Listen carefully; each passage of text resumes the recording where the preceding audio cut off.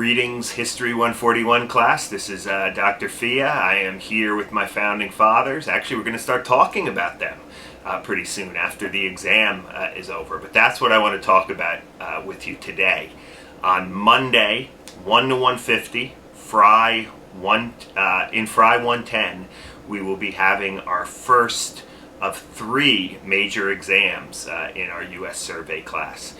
So I want you to at least want to talk about some tips to help you prepare and get ready for this exam, especially for some of you who have, or most of you who have never taken a history exam before at the college level.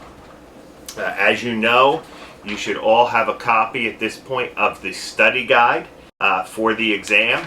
The study guide will lay out everything you need to know about the exam. Remember, you need to know lecture, textbook readings, readings in seminar, the things we discussed in seminar. And then I just want to say a few things here about the way, what I'm looking for.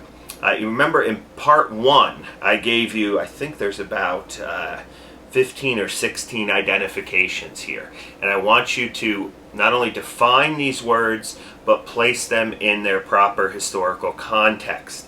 So don't just give me a sort of definition, but think about the significance or the context of these terms, right?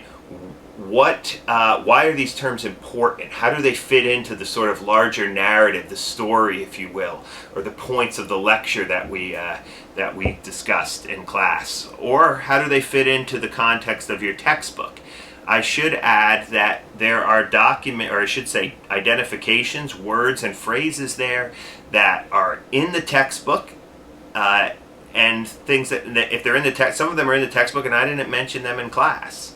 Or on the other hand, there's some things that I've just mentioned in class and lecture that are not in the textbook. So again, the textbook and lecture need to go hand in hand as you think about these. Now again, there's 16. I will choose 3 of them. This is how I would prepare if I were you. I would define all these terms, jot down, make a study sheet of your own. Tell me, write on that study sheet, I should say, as much as you can about these terms, both in terms of defining them and in terms of their significance. Think about how they fit in the general flow of the lecture or the textbook chapter, and then study all 16 of them, right? Don't try to guess which 3 I'm going to pick. Okay, this is pretty easy. If you master all 16, you'll do well on the 3 that I choose to pick for the exam. That part of the exam will be worth 25 points, or 25%. 75% of the exam will be the essay. Remember, the 5 themes that you have there in part 2 of the study guide are not necessarily the question that you will get on the exam, but they are themes to help you master the content that I'm looking for you to master. So when you get to that exam, I told this to my seminar, when you get to that exam and you read the question, the first thing you should think is, which one or how many of these themes do I have to use to answer the question effectively?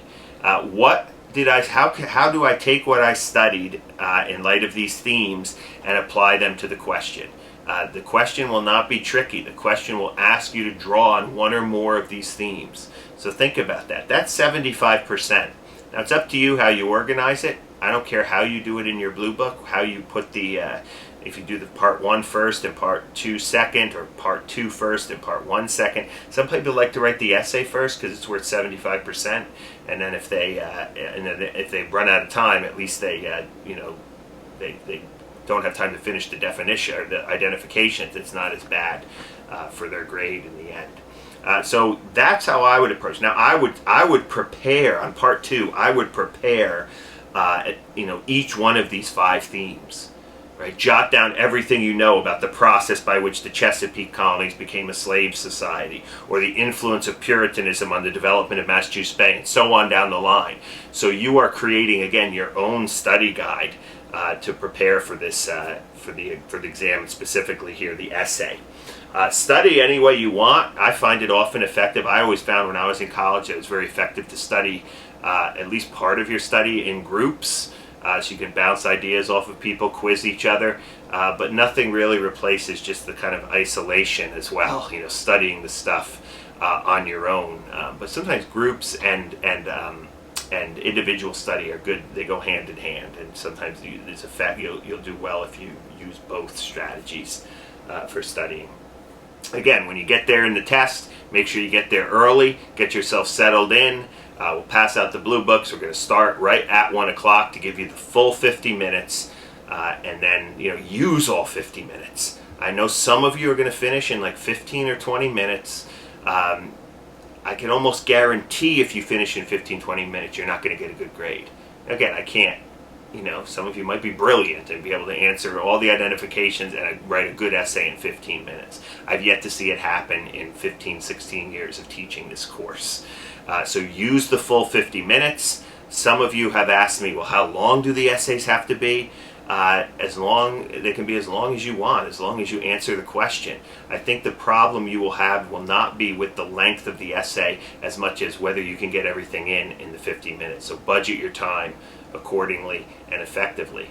I will see you all on Monday. Good luck on the exam, or as I like to sometimes joke, and I'll probably say this on Monday, may God providentially give you the grade that you deserve based upon the amount of studying that you did. See you Monday.